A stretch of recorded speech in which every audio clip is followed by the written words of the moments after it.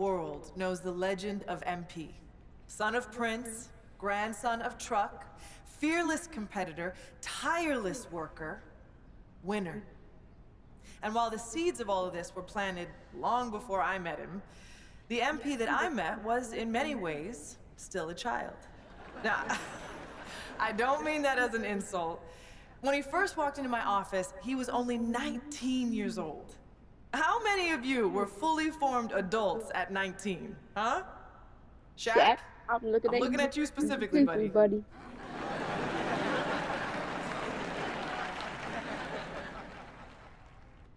Now, what do I mean when I say he was a child? Well, for one thing, he had a child's enthusiasm for the game. MP hung on my every word when we first met. Listened to everything I said like it was the most important thing he had ever heard. I mean, he really did listen. You know, he'd go out and execute something you talked about in a film session like he'd been working on it his entire life. But he was a child in other ways, too. For one thing, he was obsessed with Ninja Turtles. Me too, me too, me too. Yeah.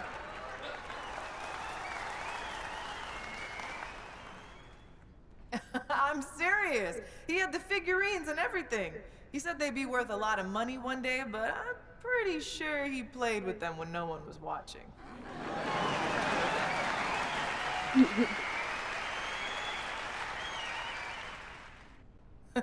What I'm trying to say is that MP was himself, first and foremost, from day one in the league until the day he retired. And while he did a lot of growing up over the years, that boyish enthusiasm for the game never left him. It's what made him great. He never lost that passion for learning and growing and getting better. And I'm pretty sure he still has those Ninja Turtle figurines laying around somewhere.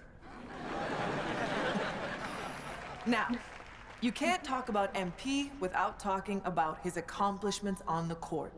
So, let me talk about some of the most impressive. He holds the record for most points scored in a single season.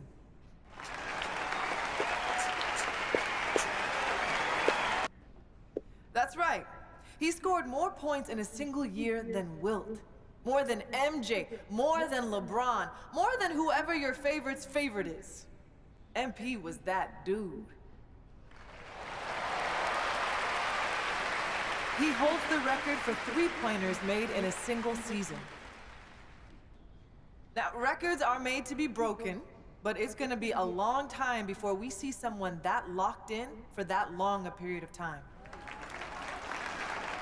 He broke the most unbreakable record in sports, topping Wilt's famous 100-point game.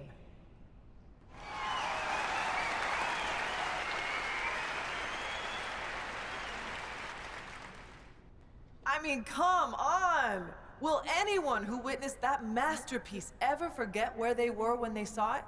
I know I won't. I mean, I happen to have the best seats in the house, but still. Look, I could go on and on about the greatness of MP, but I know he likes to do that too. So, rather than step on all of his toes, allow me to introduce the man you are all here to see, the legend, the GOAT, MP.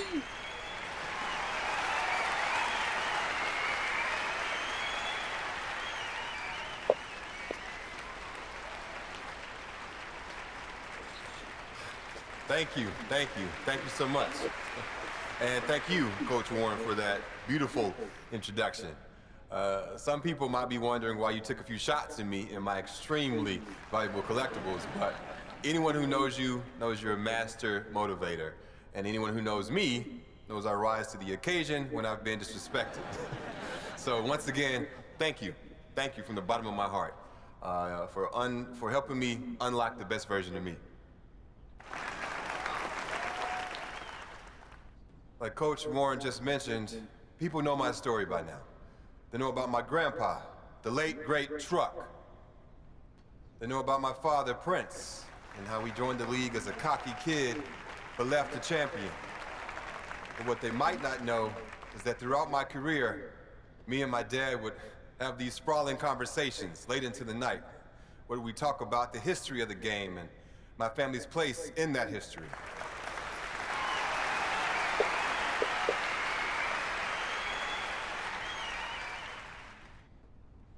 One of my favorite memories from those conversations was the time my dad told me the story of my grandpa's first NBA game. My grandpa didn't have the advantages I had growing up. He was raised in the inner city by a blue-collar father and a stay-at-home mom. There were times when they struggled to put food on the table, but he never complained. He never asked, why me? He just put his head down and got to work. He could have taken the easy way out and did things he wasn't supposed to make a quick buck. But my grandpa, he wasn't built like that. He had love in his heart, and he wanted to make his parents proud. Now, don't get me wrong. If you mess with him or someone he loved, hey, well, trust me, you didn't want to do that. When it came time to fight for what was right, he never backed down. And that's the kind of ball player he was. He didn't have the most skill, but he had the most heart. He fought for a spot in the NBA like his life depended on it. Through sheer force of will, he got drafted by the Celtics in the 3rd round. He was sent to a minor league team to start his career, but he stayed ready. And it's a good thing that he did, because he only had 24 hours from the time he was called up to the time he had to guard Magic Johnson. And what did he do? He shut him down when everyone expected him to fall on his face.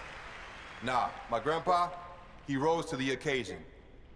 I'll never forget the pride I saw on my father's face when he told me that story. He knew that if it wasn't for my grandpa's fierceness, loyalty, and unwavering belief in himself, neither of us would be where we are today. I love you, Grandpa. Thanks for everything.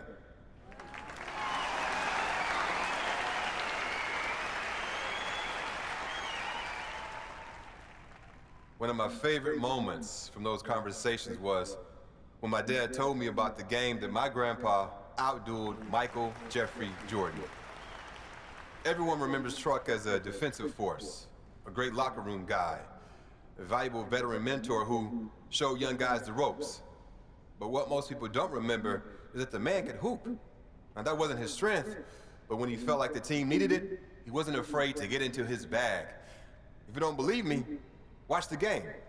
For those who need a refresher, the Pistons lost their first 3 matchups with the Bulls that year, and Coach Daly was sick of it. So during the 4th game, when MJ went out for 11 of the Bulls' first 12 points, my grandpa got the call to come in and knock MJ around a little, bad boy style. But Grandpa had other plans. He knew that what the team needed that day was for someone to go toe-to-toe with his airness. And by the time the dust settled, defensive stalwart Truck had outdueled the great Michael Jordan.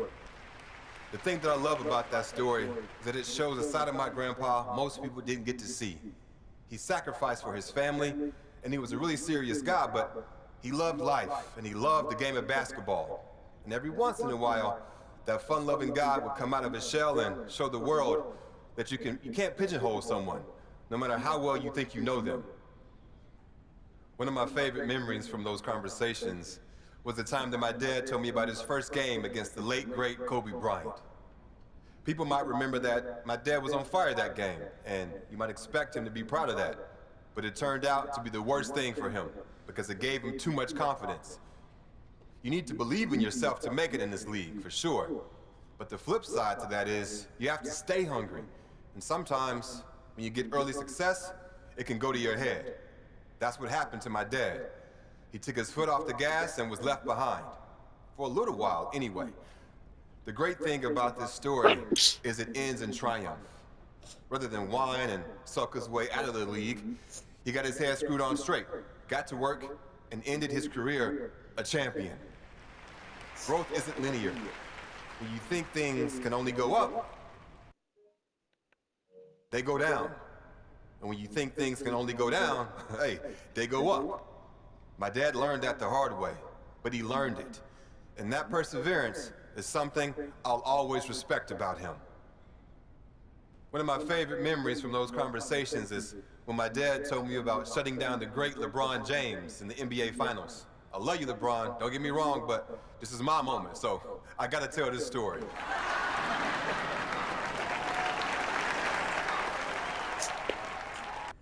That's not always easy for someone like him. My dad could hoop. He had everything in his bag.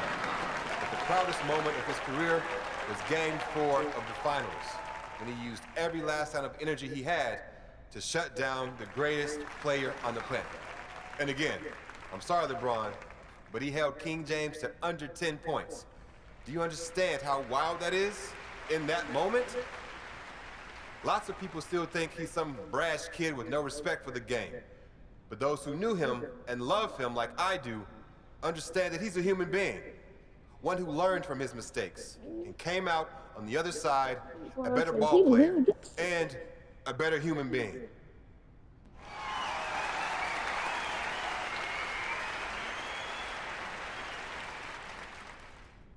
My family paved the way for me, and I had every advantage growing up. But once I got to the NBA, they couldn't play the games for me. And as a lot of you remember, my first game was the most hyped debut since LeBron James. All eyes were on me, and everyone expected me to be spectacular. So what did I do? I went out there and stunk it up. I mean, I was bad.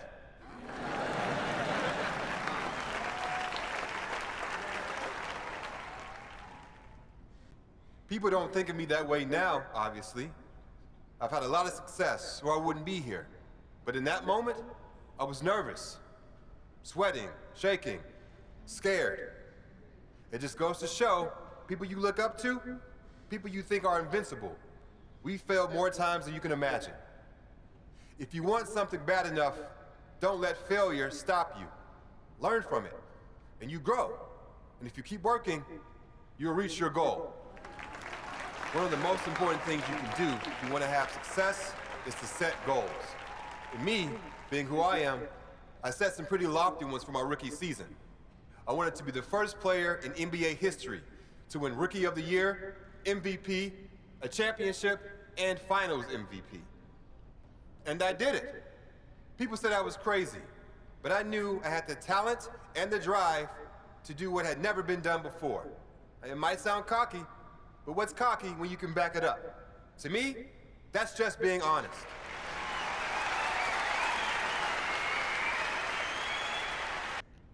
When people talk about my career, one of the first things they mention is how many championships I've won.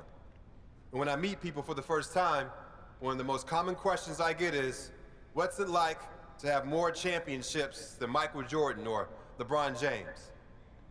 Most people think I'll talk about the glory, the money, the fame.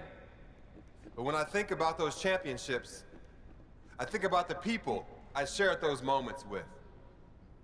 Winning means nothing if you have no one to share it with. So I'd like to thank every teammate, every coach, every friend, every family member, and every mentor who was there for me during my playing days. Without you all beside me, the winning wouldn't mean a thing.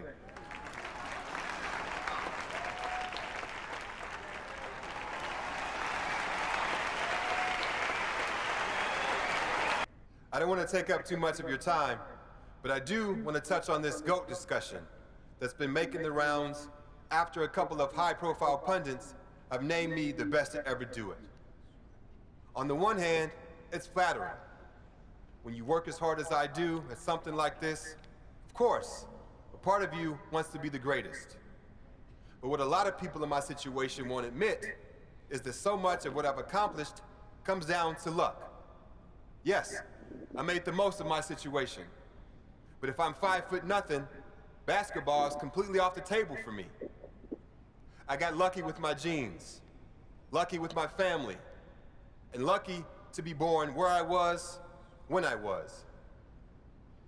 So if you consider me the GOAT, well, I appreciate that. I'm proud of that. But to all the people in the world who can't do what I do, who aren't rich or famous, I want you to know that you're loved for who you are by the people who matter most. And that's way, way more important than anything you can do on the basketball court.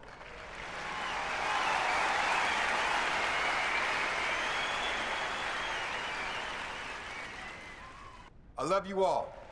I appreciate you all. And I thank you. Thank you for your time.